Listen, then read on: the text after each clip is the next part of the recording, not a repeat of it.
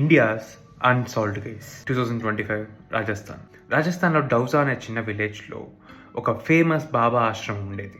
ఒకరోజు అందరి భక్తుల్లానే ఆ ఆశ్రమానికి 2 భక్తులు వచ్చారు. వాళ్ళు అక్కడున్న బాబాతో మాట్లాడుతూ బాబాకి ఒక ఫోటో చూపించారు. ఆ ఫోటో చూసిన వెంటనే బాబా షాక్ అయ్యాడు.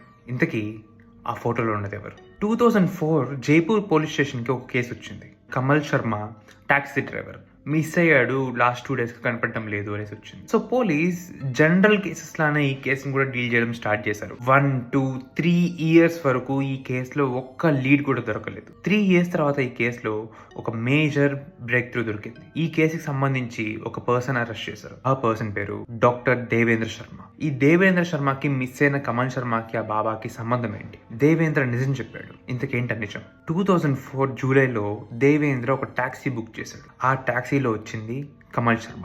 యూపీలో ఉన్న అలీగఢ్ అనే ప్లేస్కి తీసుకెళ్ళాడు. అక్కడికి వెళ్ళాక కమల్ని ఎవరు చూడకుండా చంపేశాడు. హజర్ నగర్ అనే ఒక కెనాల్ ఉంటుంది, ఆ కెనాల్లో పడేశాడు. సో ఇక్కడ పోలీస్ అడిగారు, ఎందుకు చంపావు నువ్వు అనేసి. ఆ నిజం విన్నాక పోలీస్కి అర్థమైంది ఇది నార్మల్ కేస్ కాదు అనేసి. ఏంటి నిజం? డాక్టర్ దేవేంద్ర శర్మ ఒక కిడ్నీ ర్యాకెట్ నడిపించేవాడు. అలానే కమల్ని తీసుకెళ్ళి కమల్ని చంపేసి కమల్ కిడ్నీస్ని అమ్మేశాడు అండ్ ఆ కార్ని బ్లాక్ మార్కెట్లో అమ్మేశాడు. సో ఇలా ఎంతమందిని ఇలా చేసావని చెప్పి క్వశ్చన్ అడిగితే అరౌండ్ ఒక 50 to 100 పీపుల్ని చంపాను నేనని చెప్పాడు. దేవేంద్ర శర్మ ఎవరిని టార్గెట్ చేస్తాడంటే టాక్సీ డ్రైవర్స్ని టార్గెట్ చేస్తాడు. ఇలా ఒక డెస్టినేషన్ చెప్తాడు, వాళ్ళు వస్తారు, డెస్టినేషన్ తీసుకెళ్ళాక వాళ్ళని చంపేసి వాళ్ళ కిడ్నీస్ తీసుకొని ఒక్కో కిడ్నీకి 5 to 7 lakhs దాకా సంపాదిస్తాడు. ఆ కార్ని డిస్మాంటిల్ చేసి బ్లాక్ మార్కెట్లో అమ్మేస్తారు. ఇలా 50 to 100 మెంబర్స్ని చంపాడు. ఈ క్రొకడైల్స్ ఉన్న కెనాల్లో పడేయడంతో బాడీస్ ఎక్కడా కనిపించలేదు. సో ఇన్ని ట్రయల్స్ జరిగాక దేవేంద్రకి 6 cases పైన అరెస్ట్ చేశారు. సో ఇక్కడ మనకు ఒక అన్ఆన్సర్డ్ క్వశ్చన్ ఏంటంటే ఈ దేవేంద్ర శర్మకి ఆ బాబాకి సంబంధం ఏంటి అనేసి. ఈ దేవేంద్ర శర్మ ఆ బాబా ఇద్దరు ఒకటే.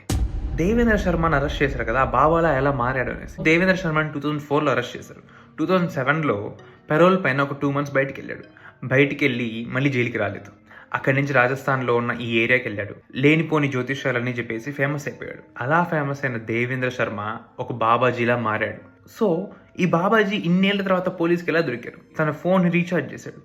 ఆ ట్రాకింగ్ ఐడి యూజ్ చేసుకొని పోలీస్ ఆ రోజు ఆ భక్తుల వేషంలో వచ్చి దేవేంద్ర శర్మకి ఆయన ఫోటోని చూపించాడు. సో షాక్ అవ్వడంతో దేవేంద్ర శర్మని పట్టుకున్నారు. దొరికింది 6 cases మాత్రమే, చంపింది more than 100 పైన కేసెస్.